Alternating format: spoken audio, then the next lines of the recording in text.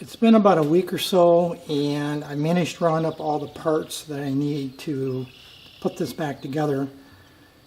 A new O-ring, that would be, this is the original valve and O-ring right here. That would be this O-ring right here. That's brand new, as well as the valve itself. And the new kickstart gear right here. And here's the original. I have to pull this spring off, of course.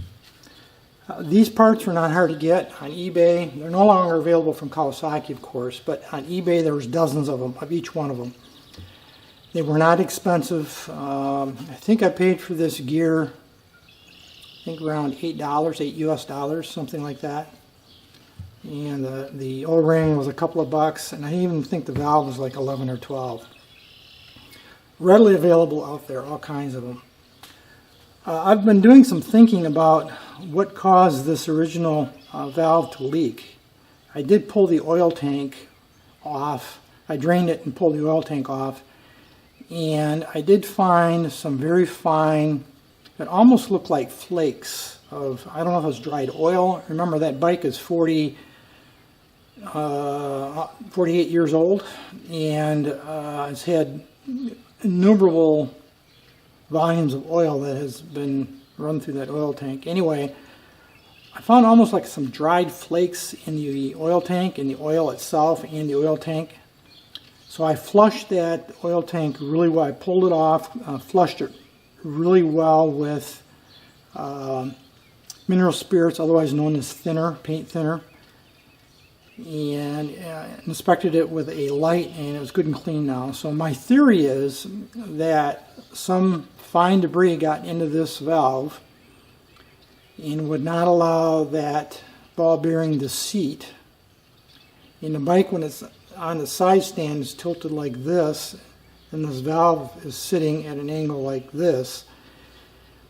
And I think the oil just flowed through because the valve couldn't seat, and the ball bearing couldn't seat. And eventually it might have flushed itself through and cleaned itself up and reseated because it didn't empty the oil tank. I don't know how much oil was in the tank originally, but it didn't empty it, but it did put a lot of oil into the lower end, and as we'd already talked about. So that's my theory. I took a toothpick, and I can push this.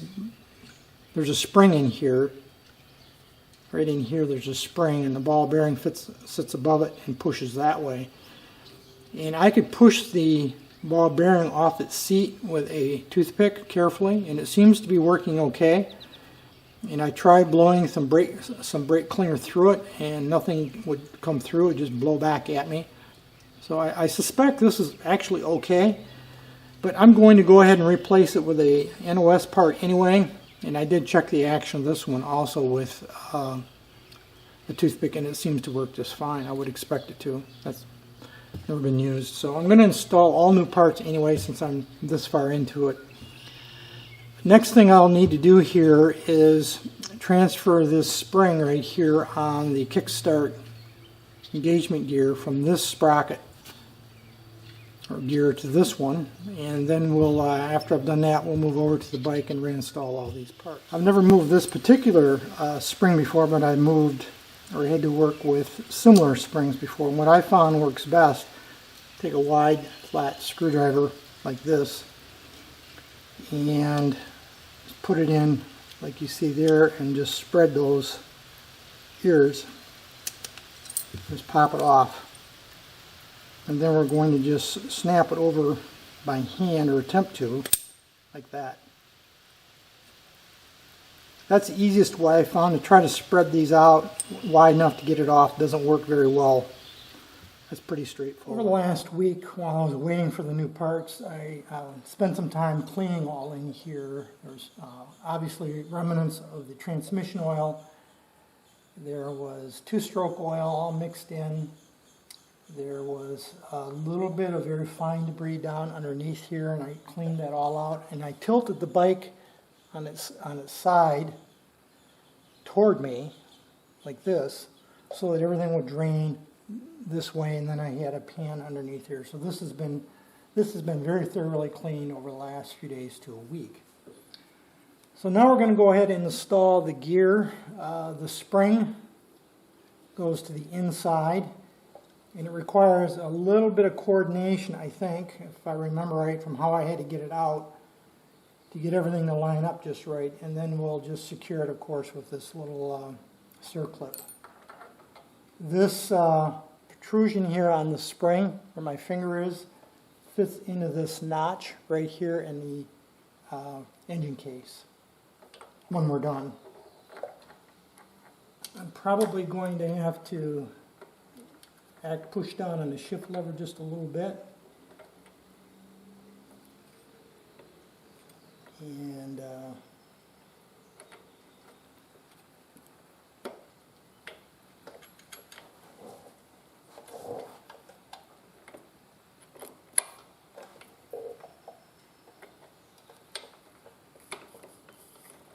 there.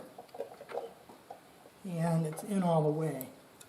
Now right here, you probably can't see it, there is a groove cut in this inner gear that's fixed as part of the kickstart shaft. There's a groove cut all the way around, which this circlip obviously will fit into. So we're just going to use the same pliers that we used to get it off here. And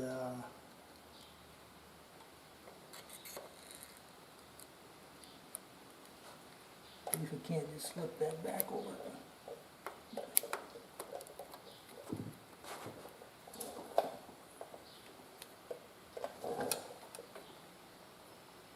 And we're on all the way around. There, we're on all the way around.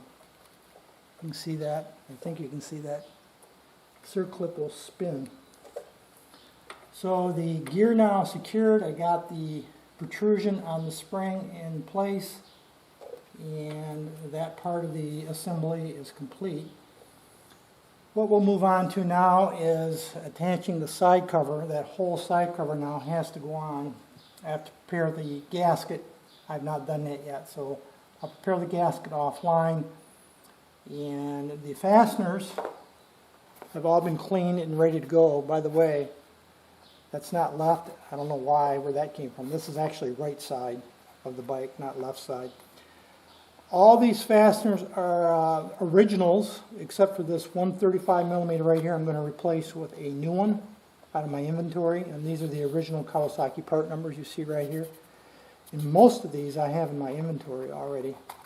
This one will have to be replaced. The rest of these I threw in a tumbler for about 24 hours, and they're all in very good condition. There's a little bit of damage to the 80mm. This is the long one, but I don't think it's bad enough to replace the screw. I think I'll be able to tighten that up just fine. So this one will have to be replaced. So I've got some prep work to do, and then we'll come back and put the side cover on. First thing we're going to do is install the new check valve. It goes into that orifice or hole right there, and the O-ring. So I'm just going to take a little light oil and lubricate it up. You could use two-stroke oil if you want, but I'm not going to bother for this. It's not going to be necessary. I want to make sure in particular the O-ring has oil on it. Obviously my hands are clean. And we've got that installed. Now we're going to do the gasket for the side cover. I've already got that coated with anti-seize. You can probably see there. I've talked about this before. I rarely install a fiber gasket like this dry, because if you ever have to take it off later, it's much easier to remove it if you've used, well, you can use grease, a good quality grease, or I like to use anti-seize. I put on a pair of gloves and I just pull it between my fingers and work the anti-seize around on both sides so that it penetrates the fiber. And again, later on, if you have to remove the gasket or the side cover, you'll be thankful that you did something like that. I do want to speak briefly to gaskets. I did have a complete gasket set for this engine. It's my practice when I have, for the motorcycles that I keep, that I own, I buy complete gasket sets and keep them just in inventory. And I've had this gasket set for years. And I'm going to need several gaskets out of it, including this side cover gasket, the magneto gasket on the opposite side. That's more of a rubber type of gasket. You can see that right here. But it saves having to run around and track down gaskets like here if you ever have to get into various work like this. So all my bikes that I own, I pick up old gasket sets, complete gasket sets. Now this is an aftermarket, this is not OEM, but I've had very good luck with aftermarket gaskets that's made in Japan, as you can see there. Very good luck. I don't think I've ever had any trouble with aftermarket Japanese-made gasket sets. And so I didn't have to run off and buy and try to find a new gasket for the side cover here, and I got that complete set. So just something that you might want to consider as you work on your projects in the future. So let's just do a little review. We've got the gear in place, the kickstart gear, the replacement gear. We've got the oil pump, check valve, and O-ring installed. Those are the two major components. That's really the only components that I had removed from this side of the engine. I cleaned everything really well, including the gasket surface all the way around over the last week, so that's ready to go. And we have the gasket, let me reach up and get that. We have the gasket itself, the new gasket, ready to install. There's a dowel pin over here on the left I'm pointing to with my little finger, and that will fit over that opening right there. There's only one dowel pin in this engine, believe it or not, on this side anyway.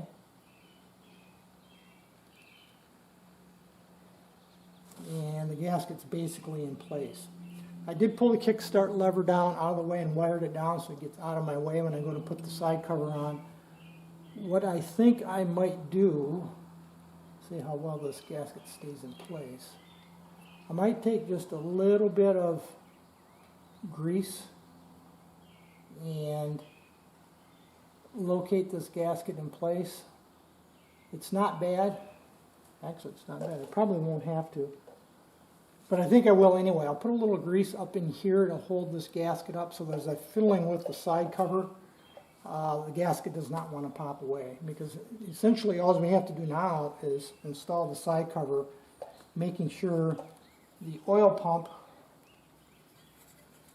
right there, that opening fits over the end of the check valve.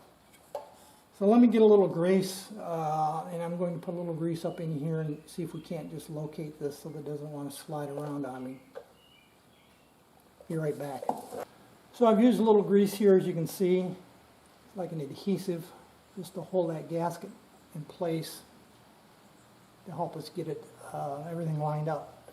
Got my screws ready to go down here.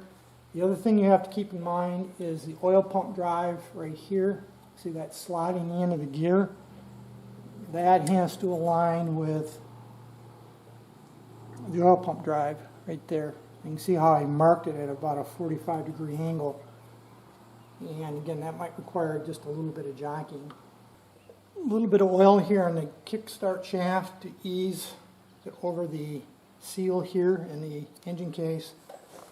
And I think everything's in place. Again, we've got to pay attention to the drive for the oil pump. See, everything's clean inside of here. And let's see how this goes together.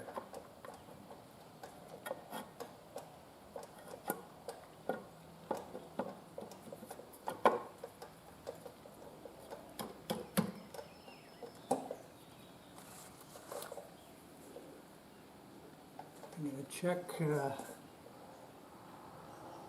forgive me if my head gets in the way, but I'm checking to see how that gasket is lining up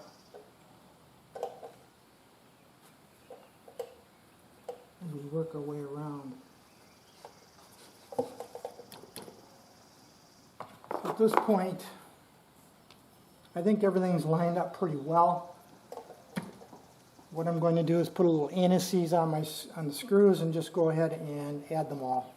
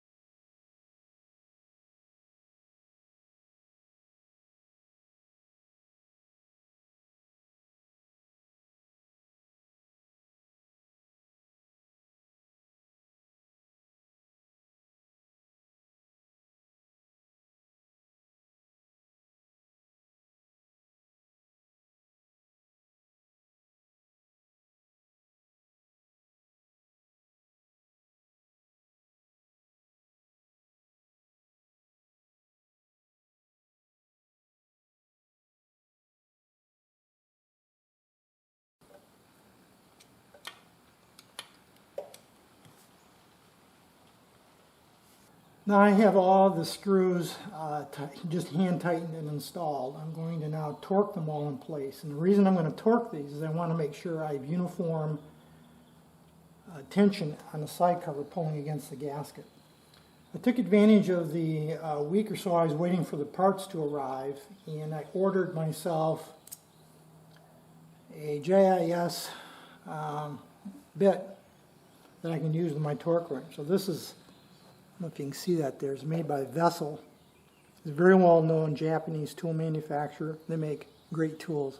So this is JIS, and I also got this little extension that will adapt this hex drive here to the 1/4 inch drive of my smaller torque wrench. And this happens to, believe it or not, be made in the USA. How about that? The standard torque on a 6mm mild carbon steel fastener is around 60 inch-pounds. That's not foot-pounds, 60 inch-pounds. It's around 5 foot-pounds. But since I did use anti-seize on these fasteners, I'm going to lower that because they will actually tighten easier than if they were dry. And normally, I was taught many years ago when I had auto mechanics that you always have torqued with, generally with clean, dry threads. But since these aren't dry, they've been lubricated, I'm going to drop that torque back to probably 48 inch-pounds or so, 45 to 48. We'll see how this goes. I have my torque wrench set initially here to 30 inch-pounds, so I'm going to go all the way around and just snug them up to 30. And once I've got that done, then I'm going to move up to either 45 or 48. My initial torquing is not going to be crosswise. My final torque will be in a crisscross pattern.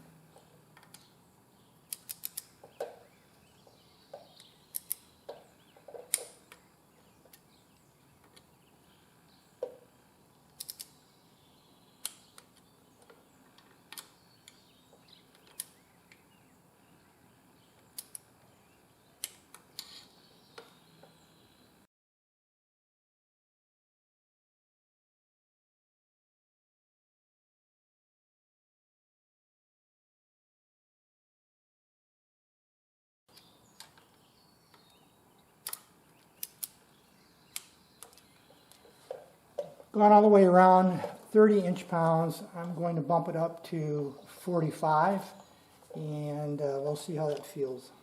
Now I'm going to start working in a crisscross pattern.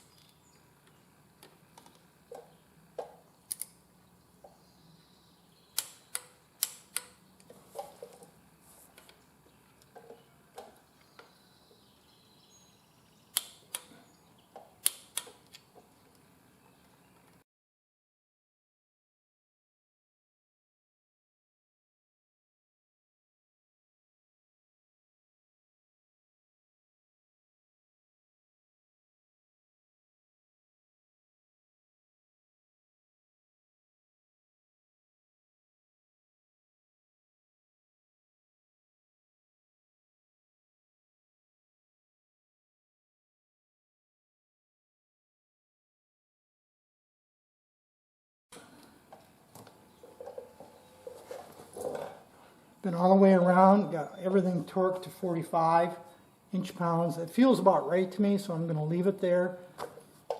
Again, what's most important to me is that I have equal torque all the way around on all the fasteners. So I think we've got the side cover installed.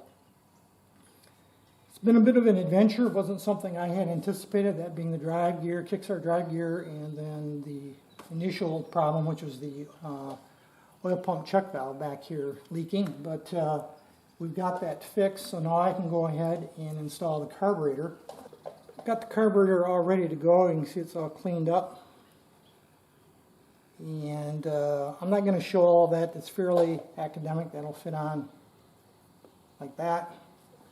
You have to put all the stuff together. I'll put a new gasket in here, a new gasket around the oil pump, put everything back together. Again, I'm not going to show all that. That really wasn't my original plan.